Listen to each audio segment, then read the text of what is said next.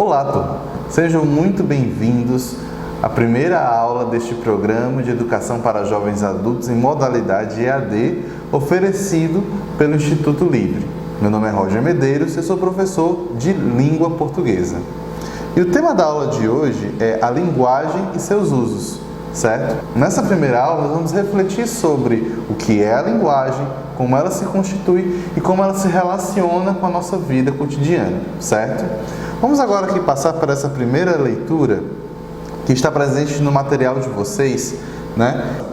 Nesta unidade, você vai estudar o que é a linguagem e perceber de que maneira ela está presente em todas as atividades humanas. Você verá que não só e nem sempre as palavras são necessárias para que haja comunicação, mas também que elas são um dos modos mais eficientes de interagir com o mundo. Certo?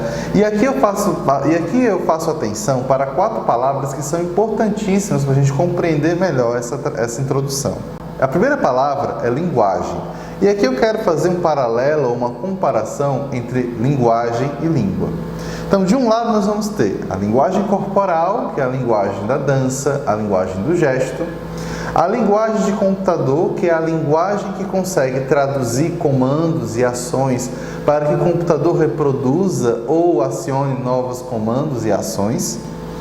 A linguagem artística é utilizada pelos poetas, pelos pintores, pelos dançarinos, pelos cantores, para produzir suas obras. Então, uma pintura, uma canção, uma escultura, a arquitetura, são exemplos de uma linguagem artística.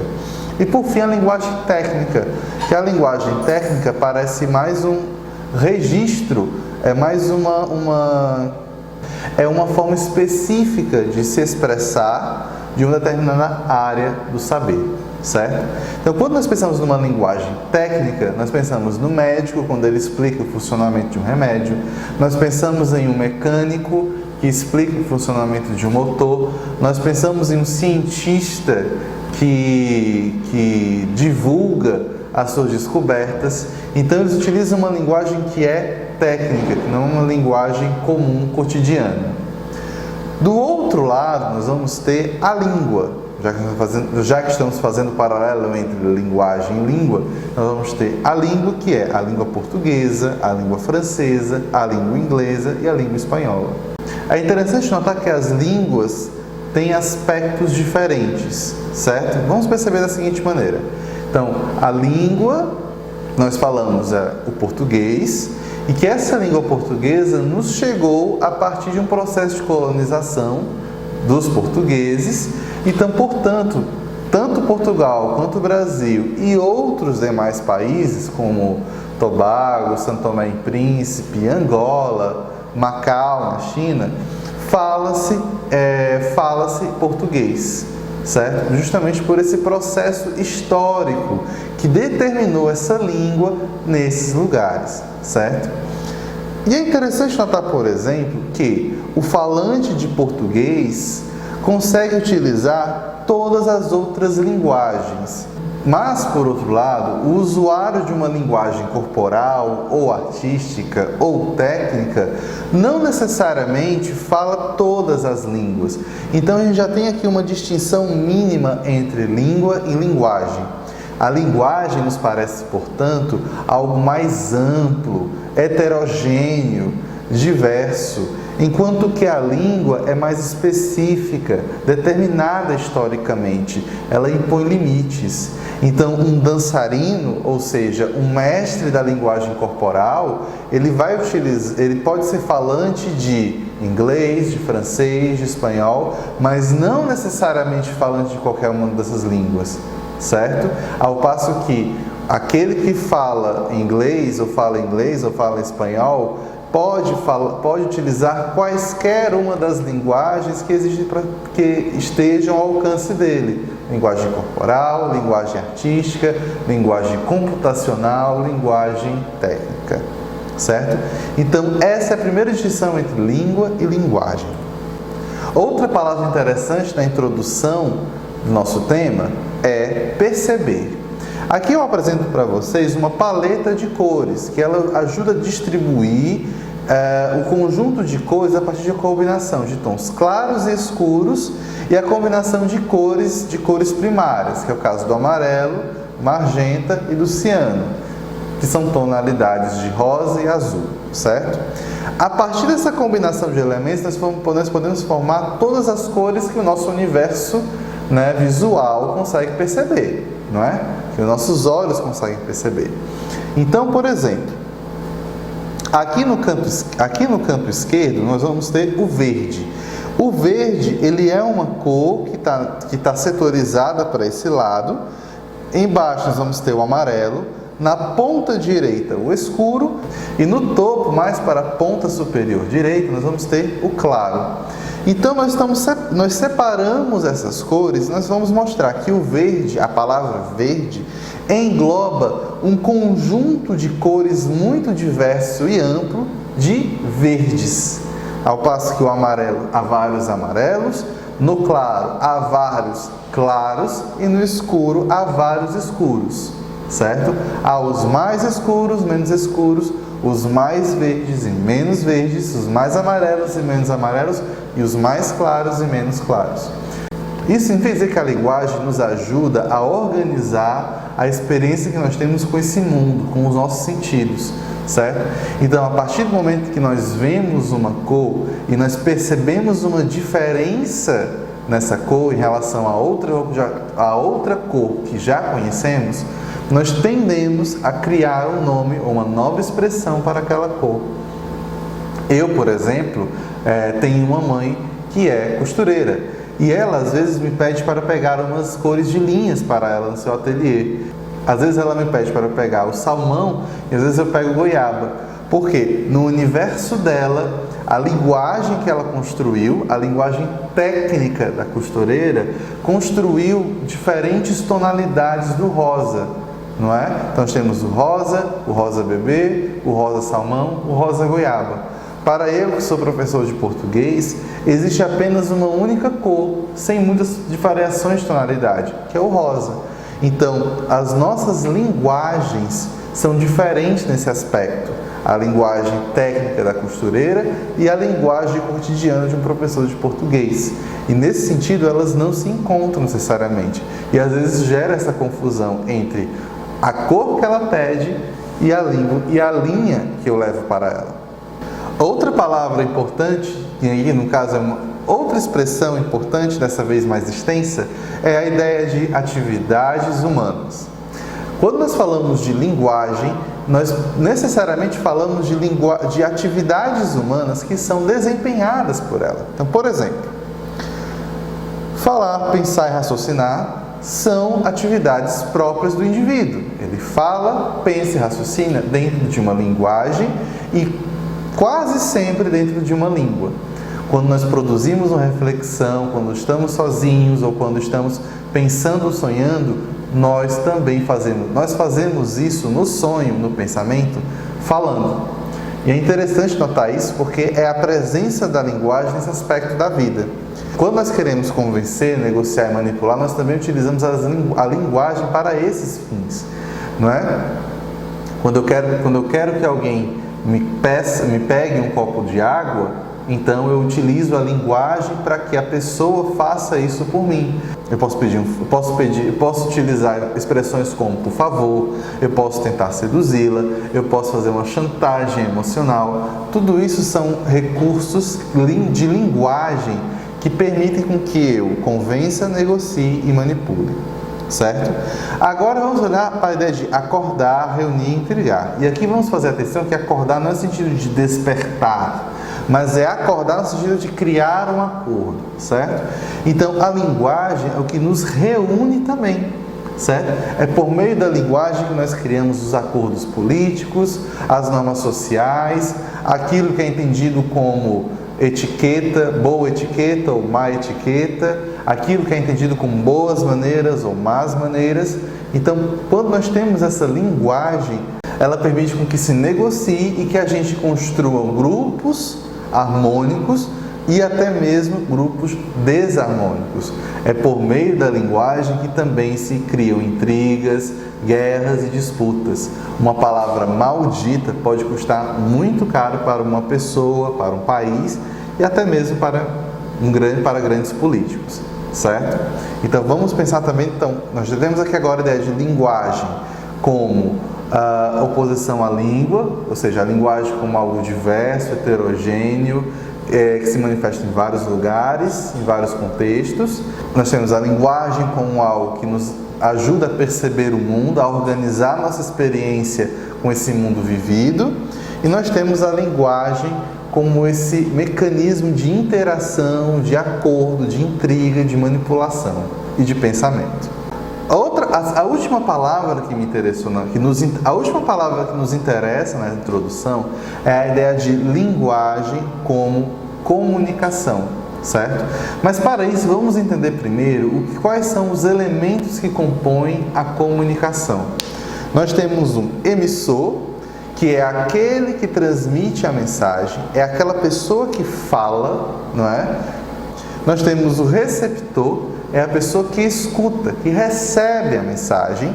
E como já está sendo dito, a mensagem é aquilo que liga, que sai do emissor para o receptor. E essa mensagem carrega um conteúdo, ok? Para que a mensagem carregue um conteúdo, ela precisa passar por um canal. Esse canal pode ser de várias maneiras, pode ser um canal sonoro, um canal visual, como é o caso dessa aula. Essa aula em modalidade EAD, ela representa um canal para a mensagem que eu transmito, que é a aula que eu estou ministrando, certo?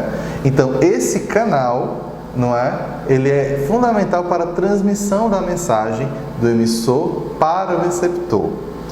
Além do canal, nós vamos ter o código. O código é aquilo que vai ser utilizado para que a mensagem seja perceptível, certo?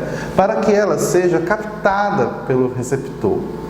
Por exemplo, o código utilizado nessa aula é a língua portuguesa, que eu utilizo para articular as frases e períodos e toda a informação que eu quero transmitir para vocês, meus receptores, e eu, emissor da mensagem que vocês recebem. Ok? Então nós temos, e por fim nós vamos ter o contexto.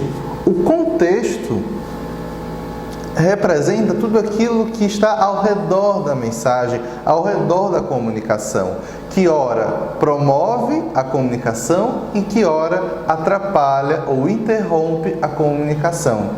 Então, por exemplo, se de repente alguém bate na porta, essa aula vai parar, porque eu preciso atender a porta. Então, esse é um elemento do contexto que interferiu nessa comunicação. Percebeu?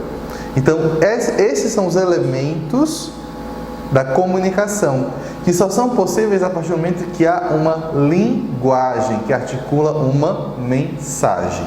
Então, entendemos agora que linguagem se relaciona com essas 4 palavras da seguinte maneira: linguagem como algo amplo, heterogêneo, que se manifesta de diversas maneiras, não é? Linguagem como uma forma de perceber o mundo e a nossa vivência nesse mundo.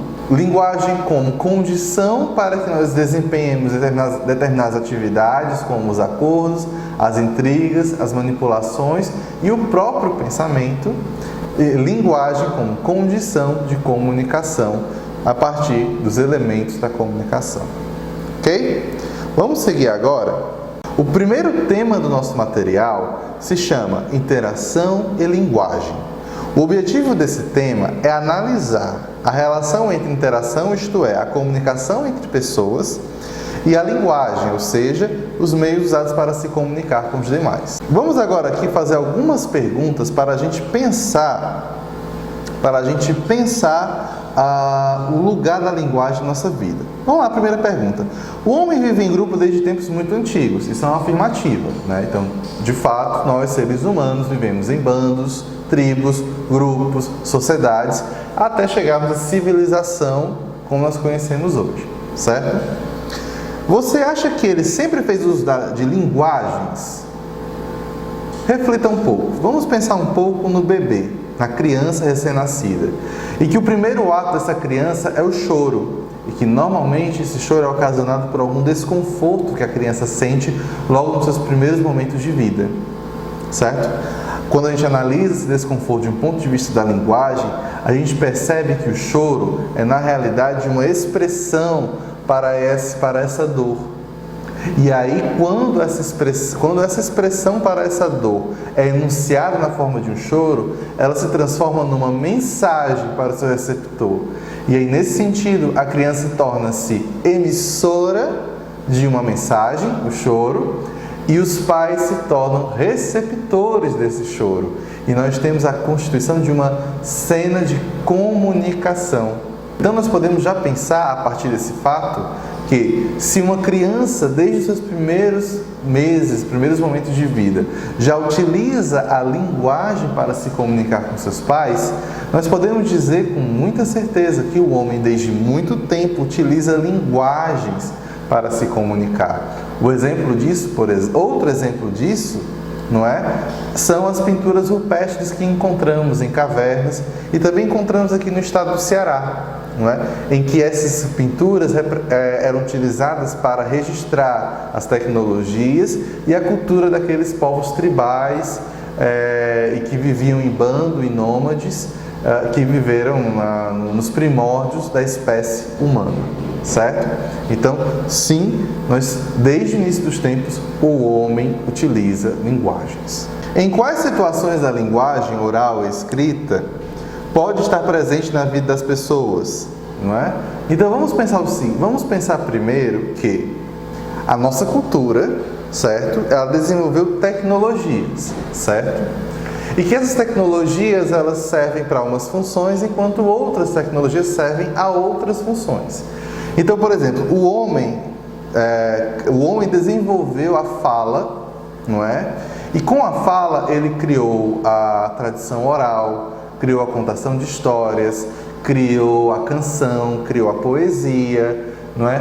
Criou as aulas, as exposições, as palestras. Tudo isso para transmitir conhecimento por meio da fala, certo? Mas aí o homem percebeu que a fala, ela não dura muito, né? Algo que eu digo agora se escapa a partir do momento que eu digo, ela já escapou da nossa percepção, ela já não existe, e a gente presta atenção no que está sendo dito naquele exato momento. Então a fala, a linguagem oral, como está sendo na questão, é algo extremamente efêmero, breve, de curtíssima duração. Então o homem percebeu isso e ele queria registrar o conhecimento, registrar os acontecimentos para que eles durassem muito tempo. Por isso que a nossa cultura desenvolveu a escrita. E com isso foram criados a imprensa, os jornais, os livros, para registrar o conhecimento e os acontecimentos que a humanidade viveu ao longo da sua história. Então, se hoje nós temos como fontes de saber os livros, enciclopédias, artigos e relatórios, elas são advindas do invento da escrita. E por que a escrita foi escolhida nesse sentido? Porque a escrita é duradoura. Algo que eu escrevo agora numa folha de papel durará o tempo que aquele papel permanecer intacto, no tempo que aquela tinta permanecer legível. E isso dura muito tempo em relação à fala. Então, se de um lado a linguagem oral é efêmera e de curta duração, a fala é duradoura e de longa duração, certo? Então, realmente nós podemos pensar sim que a linguagem está presente na vida dessas pessoas e em diversas situações, principalmente na educação, não é? É na educação que essas duas linguagens se apresentam de formas intrinsecamente. É na educação que essas duas linguagens se apresentam de formas especialmente importantes. Ao mesmo tempo em que eu faço uma explanação, uma exposição oral desta aula, vocês acompanham pelo texto escrito do meu slide e do material que vocês possuem em suas mãos, certo? Então, esse é um exemplo de situação em que a linguagem oral ou escrita está presente em nossa vida. Você acha que só é possível se comunicar por meio da fala e da escrita? Em que situações podem ser usadas outras linguagens? De fato, nós já vimos aqui que a educação, voltando para esse assunto que tanto nos interessa, a educação, e por isso estamos aqui nesse curso de educação para jovens adultos, modalidade EAD, nós já percebemos que as linguagens oral e escrita são especialmente importantes porque elas permitem, de um lado, registrar os conhecimentos e ter acesso aos conhecimentos registrados que duram e que têm uma longa duração, ao mesmo tempo que permite dinamizar e acelerar por meio da fala, das exposições e das aulas, de aulas como esta, não é? Em que nós temos a utilização da linguagem oral. Não é? Mas há outras linguagens que também são utilizadas nesse processo de ensino-aprendizagem. Não é? Eu, por exemplo, agora utilizo esse slide em uma determinada cor, uma determinada forma para chamar a atenção de vocês, ao mesmo tempo em que eu gesticulo bastante para mostrar, para que vocês também tenham atenção à chamada para o que eu estou dizendo e também para ilustrar melhor, fazer aquele quadradinho, para ilustrar melhor o que eu quero dizer. Então, não se comunica apenas com as linguagens oral e escrita, mas também com outras linguagens, o gesto, a imagem, a canção, o som e um conjunto bastante variado de outras linguagens. Passando para a próxima questão, o que muda no modo de falar das pessoas quando elas conversam com um amigo de infância ou com um médico com quem se consultam pela primeira vez? Né? Vamos pensar que o amigo de infância, refletindo sobre a pergunta, é alguém que nos conhece há bastante tempo, é alguém com quem nós temos um convívio muito próximo, ao ponto de que algumas expressões são inteligíveis apenas entre eu e esse amigo. É a chamada piada interna, né? Essa piada interna nada mais é do que um conteúdo que eu e meu amigo compartilhamos ao longo de anos e que ela é compreensível apenas para nós dois. Quando eu falo com um médico, eu não tenho proximidade com ele, eu não crio uma relação afetiva muito próxima, não é? Ele apenas quer saber quais são os meus problemas para em seguida sugerir um tratamento e uma solução para eles. Não é isso? Então, quando eu falo com um amigo de infância, eu mudo a minha linguagem para me adequar àquela situação e àquele momento. Ao passo que quando eu falo com o médico, eu procuro ser o mais direto, o mais breve possível. E é justamente isso que vem agora nessa reflexão. Essa mudança de papéis, ou seja, de amigo para médico, não é? Influencia nossos gestos, nosso comportamento, nosso jeito de vestir, nosso modo de falar e também a nossa linguagem. Perceba, eu agora utilizo um jaleco, eu agora sou o Roger professor e esse jaleco do Instituto Livre ajuda a enunciar, a comunicar, a passar uma mensagem. Que mensagem é essa? A mensagem de que eu sou um professor e que estou em um contexto de ensino em que eu ministro uma aula, certo? Então, a linguagem, ela se adequa às situações em que ela é utilizada, ao contexto em que ela é utilizada na comunicação. Então, lembre-se daquela palavra contexto, ela é importantíssima, certo? Então, quando nós percebemos, portanto, essa mudança de papéis e essa mudança da linguagem, é justamente para mudar os signos que a linguagem utiliza. Um signo linguístico é qualquer elemento, né? Pode ser um desenho, palavra, ou sinal ou gesto, que, por convenção social, pela tradição cultural, expressa algo e possibilita a comunicação. Perceba, por exemplo, quando eu faço assim. A nossa cultura, a nossa tradição cultural, a nossa convenção social determina que esse gesto significa aprovação, reconhecimento positivo. Ao passo que esse gesto representa desaprovação e reconhecimento negativo de algo. Não é? Então, a nossa cultura, uma cultura ocidental, latino-americana, nordestina, cearense, fortalezense, utiliza esses sinais para indicar positivo e negativo. Outras culturas, principalmente as culturas ali do leste africano, entendem esse sinal como algo ofensivo. Isso, para essas culturas, é um gesto obsceno. Então, cada cultura, cada povo convenciona os sentidos, convenciona os signos que eles utilizam, os signos linguísticos que são utilizados por aquela cultura. Então, quando pensamos em um signo linguístico, esse linguístico vem de linguagem, signo de linguagem, ele é justamente, ele tem natureza convencional e arbitrária. Significa que não é essa mão e essa postura que determina que isso quer dizer que é positivo, mas é uma convenção social, é uma tradição cultural que diz para mim hoje que fazer isso é um gesto de reconhecimento positivo e de aprovação, mas que para outras culturas é um gesto obsceno, certo? Então vamos agora fazer aqui um parâmetro, vamos agora fazer um breve parâmetro entre o que é uma linguagem verbal e uma linguagem não verbal. A linguagem verbal com a qual lidamos a todo instante é aquela que utiliza palavras. Mas a comunicação humana não se resume à linguagem verbal.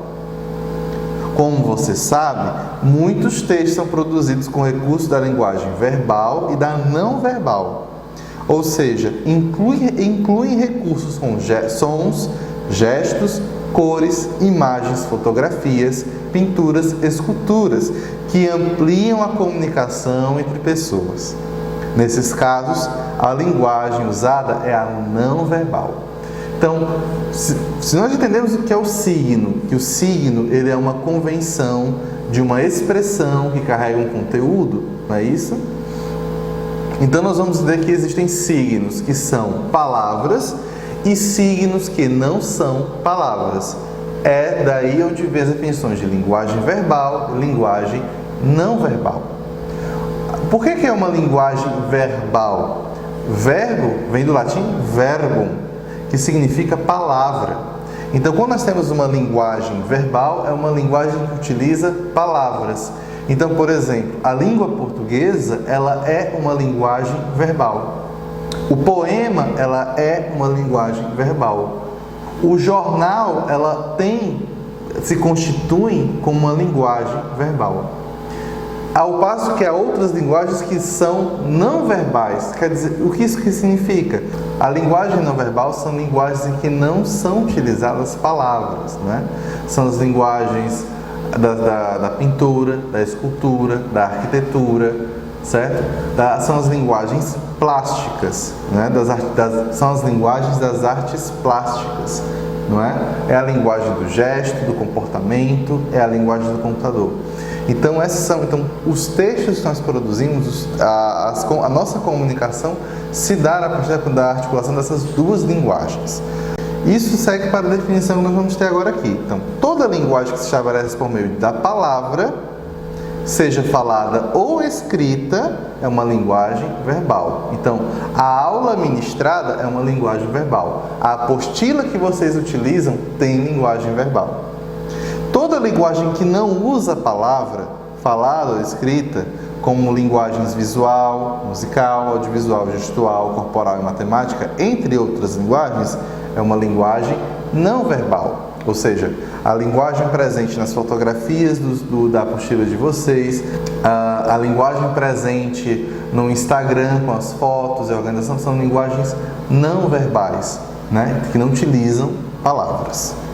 Então, tendo isso em mente, vamos agora passar para a atividade 1 e analisar essas placas de trânsito, certo? Então, nós temos aqui algumas placas, vamos observar algumas peculiaridades e algumas semelhanças entre elas. Vamos lá. A gente observa já alguns grupos, ao menos 4 grupos de placas. As placas amarelas, a placa verde, as placas azuis e as placas vermelhas. Segundo o Sistema Nacional de Trânsito, não é, que determina as leis que são as leis de trânsito vigentes no Brasil, então nós temos as placas amarelas, elas representam as placas amarelas representam uma advertência, um aviso. Então, por exemplo, nessa placa que diz para virar à esquerda, nós temos um aviso de que deve-se virar ou que há uma curva à esquerda. A palavra pare é utilizada para indicar que deve parar e ter atenção com a via ou com os pedestres, ou com algum outro elemento que necessite de atenção. A placa amarela com semáforo indica que próximo àquele ponto há um semáforo e que nós devemos reduzir a velocidade e prestar atenção na cor que está sendo colocada ali, naquele semáforo. E a placa com o adulto e a criança indica que naquela área, naquele ponto, há passagem de pedestres e de pedestres crianças. Normalmente essas placas são colocadas também em zona escolar, certo? A placa verde, ela tem os seguintes nomes: São Paulo, Belo Horizonte, Rio de Janeiro, certo? Então, quando nós temos aqui São Paulo, Belo Horizonte e Rio de Janeiro, essas placas essa placa indica a direção que se deve seguir para chegar em cada um desses pontos. Se eu sigo direto, eu chego em São Paulo. Se eu pego a direita, eu chego em Belo Horizonte. Se eu pego a esquerda, eu chego no Rio de Janeiro, certo? Então, essa placa específica é utilizada para indicar a direção que se deseja seguir. As placas azuis também são interessantes, né? Elas indicam a primeira placa azul, que é esse E em caixa alta, com a seta apontada para a direita, indica um estacionamento nessa direção. A placa seguinte, azul, com uma caixa branca e uma cruz vermelha, normalmente ela é utilizada para indicar a área de um hospital. E que ao indicar a área do hospital, alguns protocolos, alguns comportamentos devem ser seguidos. Por exemplo, não fazer barulho, estacionar no lugar correto. Então, quando nós temos essa placa para indicar um local, mas também para instruir a pessoa que lê essa placa.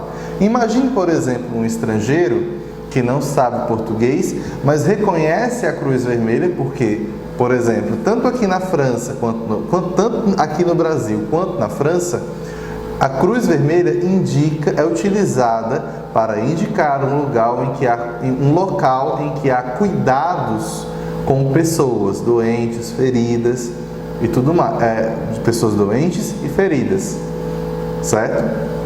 Então, quando um estrangeiro que não sabe português vê essa placa, ele sabe que naquele lugar podem ser cuidadas pessoas com algum problema de saúde ou algum ferimento, e então ele pode se orientar a buscar ajuda nesse lugar. Nós temos, nas outras duas placas, nós temos uma bomba de combustível e a inscrição 1 km, não é? E na seguinte nós temos uma colher e um garfo, certo? Com a inscrição 500 metros. Essas duas placas, normalmente, elas são utilizadas para indicar a proximidade desses locais. A proximidade de um posto de gasolina a 1 km e a proximidade de um restaurante para fazer as refeições a 500 metros. E você pode se perguntar, mas professor, quando nós temos assim 1 km, isso não é linguagem verbal? Calma. 1 é um numeral, é a inscrição de um numeral, não é uma palavra. Quilômetro é uma unidade de medida, então 1 quilômetro ela está fazendo uma medida, não é uma palavra. O mesmo vale para 500 metros. 500 é um numeral e metros é uma unidade de medida. Então, eles sozinhos não são uma palavra. Eles expressam um conteúdo relacionado à placa e à imagem a que eles estão associados. Então, essa colocação, essa maneira de se expressar, não configura linguagem verbal. São imagens, o que nós temos nesse caso, são linguagens não verbais. Passando para as placas vermelhas, segundo o Código Nacional de Trânsito, elas indicam proibições, interdições e obrigações. Por exemplo, a primeira placa vermelha indica que é proibido converter à esquerda, ou seja, você não pode fazer uma curva nessa direção. A segunda placa, esse é dentro do círculo, em caixa alta, indica que o estacionamento só é permitido dentro daquele espaço. Ele vai delimitar uma zona da margem da rua para o estacionamento. Quando nós temos esse E cortado por um X em caixa alta, essa placa indica que é proibido tanto estacionar quanto parar naquela determinada área. Então você pode nem desembarcar o passageiro, nem estacionar o seu carro dentro dessa área. A outra placa indica que é proibido buzina. Normalmente essas placas são colocadas em locais como hospitais e escolas, para não atrapalhar as atividades que são realizadas naqueles ambientes. A outra placa é pare. A placa de pare, ela é utilizada para indicar que você é obrigado a parar naquele momento para esperar que a sua passagem seja segura ou esperar a passagem de um carro já em movimento, certo? Então a placa de pare também indica essa obrigação. E 80 km por hora indica o limite de velocidade que você pode correr dentro dessa via, certo? Se a gente pensa em um sistema de linguagem do Código Nacional de Trânsito para as placas, nós vamos perceber que, por exemplo, que a cor amarela é utilizada para indicar advertência, a cor verde indica direções, a azul posições de determinados lugares e espaços, e a cor vermelha indica obrigações, interdições e proibições. Então é dessa forma que a linguagem do Código Nacional de Trânsito articula não apenas o elemento verbal, com os elementos com as palavras pare, São Paulo, Belo Horizonte, mas também o elemento não verbal, ou seja, as cores, as imagens, os desenhos e as formas, certo? Vamos agora responder algumas questões sobre isso. Você sabe dizer o que cada dessas placas comunica? Nós acabamos de fazer isso, Então acabamos de pensar e refletir sobre como que o Código Brasileiro de Trânsito descreve cada uma dessas placas. Em que locais são colocadas? Essas placas são colocadas nas vias públicas, e aí que vem a próxima pergunta, que é a quem são dirigidas. E aí nós temos para os motoristas, ou seja, essas placas são dispostas em vias públicas para instruir os motoristas, para que eles saibam o que podem fazer, o que podem não fazer e o que não podem fazer, certo? Indique as placas que usam apenas linguagem não verbal. Ora, as placas que utilizam linguagem apenas não verbal são as placas de estacionamento, posto de gasolina, As placas de restaurante, é proibido estacionar, semáforo, passagem de pedestres, E aí vamos para a próxima pergunta. Você acha que o texto verbal faz falta? E aí é interessante. O texto verbal não faz falta porque quem é motorista no Brasil necessariamente passa por um treinamento em que ele é instruído sobre essas placas. Então, ele recebe o manual e que esse manual descreve o conteúdo de cada uma dessas placas, o que cada uma delas significa. Por esse motivo, e claro, pela prática, pela vivência no trânsito, por esse reforço da vida de um motorista, na vida de um motorista, é que essas placas não precisam de uma linguagem verbal. Ao ver, por exemplo, uma seta para a esquerda em um corte sobre ela, ele sabe que isso indica uma proibição. E quando ele vê, por exemplo, uma bomba de combustível e uma indicação de distância, ele sabe que a placa o avisa da proximidade desse lugar. Então, nesse sentido, não há uma falta, mas ele já domina e retém esses conhecimentos sobre essas placas. Então, por isso, não é algo que realmente faça falta, mas que compõe, mas que o conhecimento desse motorista compõe a leitura que ele faz das placas, ok? E aí, se a gente pensar, por exemplo, em situações que a gente precisou de ler textos não verbais, as placas de trânsito, a publicidade, não é? Os manuais de instruções muitas vezes são apenas figuras mostrando como encaixar cada objeto em qual objeto. Então são N as situações em que nós podemos pensar na utilização da linguagem não verbal. Então agora vamos seguir agora para a atividade número 2, ok? Vamos passar agora para a atividade número 2. Vamos analisar o cartaz que está diante de nós e que está também disponível aí no material de vocês. Vamos analisar primeiro o elemento verbal. Quem bate na mulher machuca a família inteira. Ok? Uma frase simples, não é tudo mais. Não tem dificuldade nenhuma de sua compreensão. Abaixo dessa mensagem em linguagem verbal, há um desenho, certo? Em que nós temos 5 personagens. 2 crianças, um bebê, uma mulher e um homem. Que estão identificados, 4 deles estão identificados por eu, mamãe, Aninha e papai. Além dessas identificações, nós também podemos observar que eu, mamãe e Aninha são desenhados com formas humanas. Nós reconhecemos seres humanos aí, pela cor, pelo cabelo, pela roupa.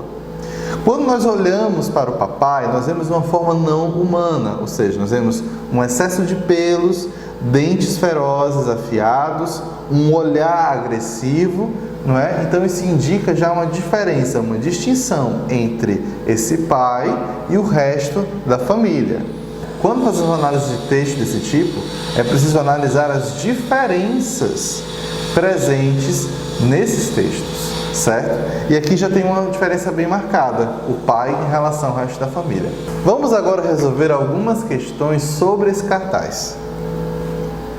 A primeira pergunta é: qual o tema da campanha? Ora, se nós temos um cartaz que fala quem bate em mulher machuca a família inteira, nós temos um pai que é um monstro em relação ao resto da família, fica muito claro para a gente que o tema desse cartaz é a violência doméstica, sobretudo a violência contra a mulher, ok? Qual a finalidade da campanha? Bom, se a gente pensa em um cartaz e a mensagem transmitida por ele tem uma finalidade de chamar a atenção. Então, essa campanha quer chamar a atenção para a gravidade do problema da violência doméstica, sobretudo a violência contra a mulher. Então, nós temos aí o tema dessa campanha e a finalidade dela: fazer com que as pessoas fiquem atentas a esse problema. Onde o cartaz poderia ser encontrado? Bom, se a gente pensa que esse é um cartaz de cunho instrutivo e de cunho conscientizador desse problema, então nós precisamos pensar nos lugares em que ele pode ser encontrado. Então, por exemplo, delegacia da mulher, centro de acolhimento social, escolas, hospitais, em todos os lugares em que, infelizmente, muitas mulheres acabam chegando por conta da violência que sofrem. Em outros lugares nós também podemos encontrar esse cartaz, por exemplo, em shoppings e em ônibus, em que há uma grande circulação de pessoas, em que a todo momento elas podem ver esse cartaz e se conscientizarem desse problema da violência doméstica, certo? Então, seguindo aqui, para quem o cartaz foi escrito? Vamos aqui analisar agora para quem, né? Então nós temos aqui, quem bate na mulher machuca a família inteira. Nós temos uma família. Então nos parece que esse cartaz se dirige, por um lado, a qualquer pessoa, né? Uma vez que ele não marca você homem, ou você mulher, ou você pai, ou você irmão, ele não se direciona para isso, né? E também porque ele fala da família. Então, ele quer dizer que esse cartaz, essa campanha, se dirige para as famílias, não é? Para que as famílias se tornem conscientes do problema da violência doméstica e para que as pessoas de modo geral, a sociedade de modo geral, se sensibilize e se sensibilize a esse problema e haja contra ele. Qual a finalidade do desenho do cartaz ser ou parecer ser feito por uma criança? Vamos analisar a imagem propriamente dita. Nós temos uma criança, certo? No começo ali da imagem, quando a gente pega ali, tem uma criança aqui na ponta esquerda, E o desenho mostra amadorismo, falta de experiência. São desenhos que nós podemos reconhecer como desenhos de uma criança. Nossa sociedade convencionou que esses desenhos são feitos como desenhos de criança. E é interessante mostrar que essa imagem mostra como que uma criança é afetada pela violência doméstica. Ela passa a ver o pai como um monstro. Ela passa a encarar um membro de uma família de uma forma monstruosa. Então, quando a gente tem esse desenho, ele feito por uma criança, e quer parecer ser feito por uma criança, ele quer reproduzir o pensamento e a visão de uma criança nesse cartaz. Que aí vai ser o tema de uma pergunta que vai vir adiante. Nós vamos agora para a próxima pergunta. Algumas palavras foram escritas próximas a cada desenho. Isso permite dizer quem é o autor, quem é o possível autor do desenho? Sim. A criança, o menino que está desenhado dentro do desenho, ela é marcada pelo eu. Então, quando isso entra para o texto não apenas apresenta o possível autor do desenho, como também enuncia a visão que ele tem desse fato trágico, que é a violência doméstica contra a mulher. Certo? Então, não é apenas o fato de dizer que é a visão de uma criança, mas quando essa criança é marcada com a palavra eu, ou seja, o eu é a pessoa que assume a fala, que é a pessoa quem fala por definição, ele denota, o desenho mostra a visão do autor do desenho, que também é a visão de uma criança sobre esse trágico assunto que é a violência doméstica. Ok? Qual o sentido do termo machuca nesse texto? Por que quem bate numa mulher machuca a família inteira? Você concorda com essa afirmação? Essa pergunta é muito interessante, mas agora vamos precisar analisar tanto o aspecto verbal do texto, quanto o aspecto não verbal. Quando nós temos no aspecto verbal, nós temos a palavra bater no sentido de choque, de atrito, de agressão contra uma pessoa. Então, quando alguém bate em algo, quando alguém bate em alguém, é uma agressão, é um choque, é uma violência contra outra pessoa. Não é isso? Quando nós temos a palavra machucar, escrita da seguinte maneira, machuca a família inteira, o texto cria uma oposição entre duas violências. A violência que bate é uma violência direta e a violência de quem é machucado é uma violência indireta. É por isso que o texto utiliza as duas expressões. Quem bate na mulher machuca a família inteira, porque o texto quer expressar esse duplo aspecto, essa ambivalência da violência doméstica, que nós temos de um lado a violência doméstica direta, contra a mulher, contra o corpo da mulher, e nós temos uma violência indireta, que gera medo, apreensão, que faz a criança ver, por exemplo, seu pai como um monstro, certo? Isso é interessante a gente notar, de que o texto constrói como é que o texto constrói esses sentidos. E aí nós temos tanto a visão da linguagem verbal, quanto da linguagem não verbal. Não é? Ou seja, a família inteira ali, diferente do pai, não é? Reforça esse sentido dessa violência indireta, dessa violência que é sentida a partir da dor da mulher agredida em casa. Ok? A quem se refere o termo quem, né? Vamos primeiro entender que a palavra quem, ela é um pronome indefinido. E como todas as palavras indefinidas da língua portuguesa, ela tem um sentido amplo, aberto, extenso, certo? E essa palavra tem o efeito de englobar um conjunto muito grande de seres e coisas. Então, quando eu digo assim, quem gosta muito de chocolate chocolatra, eu posso substituir a palavra quem por todo mundo, ou toda pessoa, ou qualquer pessoa.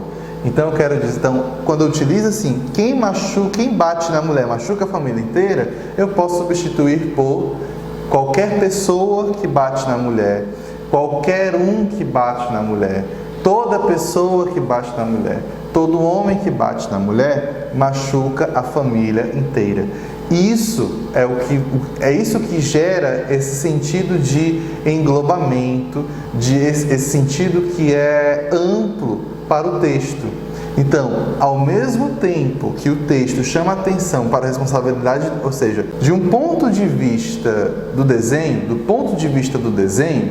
nós temos um texto que volta para a família a responsabilidade de combater a violência doméstica contra a mulher. Mas quando a gente pensa do ponto de vista da linguagem verbal, essa responsabilidade passa para a sociedade como um todo. Toda pessoa que bate uma mulher machuca uma família inteira. Percebeu?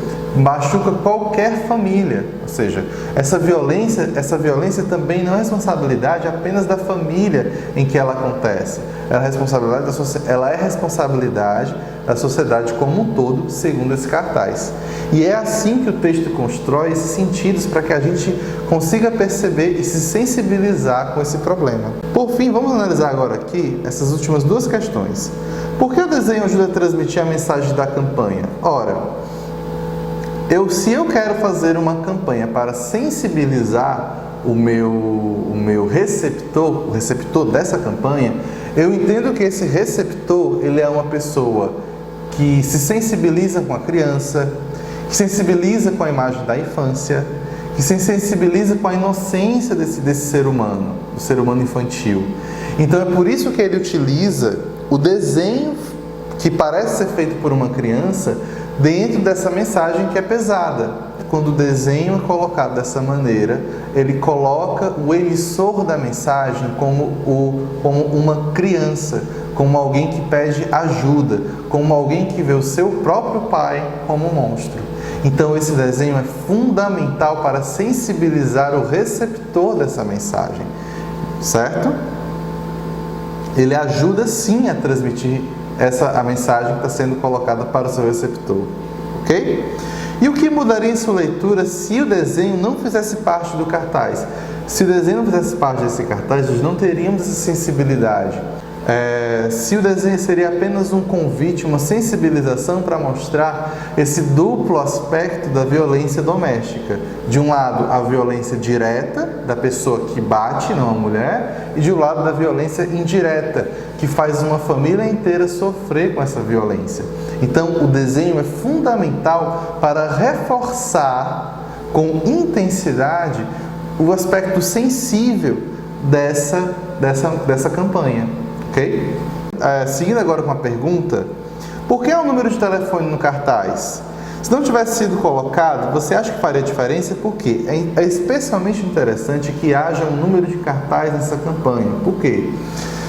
Se há um número de telefone, esse cartaz quer instruir a pessoa. De que maneira? Bom, se o tema é violência doméstica e ele quer sensibilizar para a gravidade da violência doméstica, então esse cartaz tem uma seguinte mensagem. Qual é a mensagem? Instruir o seu receptor a denunciar casos de violência doméstica contra a mulher. Então, sim, se esse número não estivesse aí, o cartaz perderia esse aspecto instrutivo e nós teríamos apenas um aspecto sensibilizante desse cartaz. Então, com o número de telefone no canto informando o número para fazer as denúncias, esse cartaz, ao mesmo tempo que sensibiliza as pessoas a gravidade do problema da violência contra a mulher, ele instrui a sociedade para denunciar quando ela acontecer. Obrigado a todos, espero que vocês tenham gostado até aqui e nós nos vemos na próxima aula. Até mais!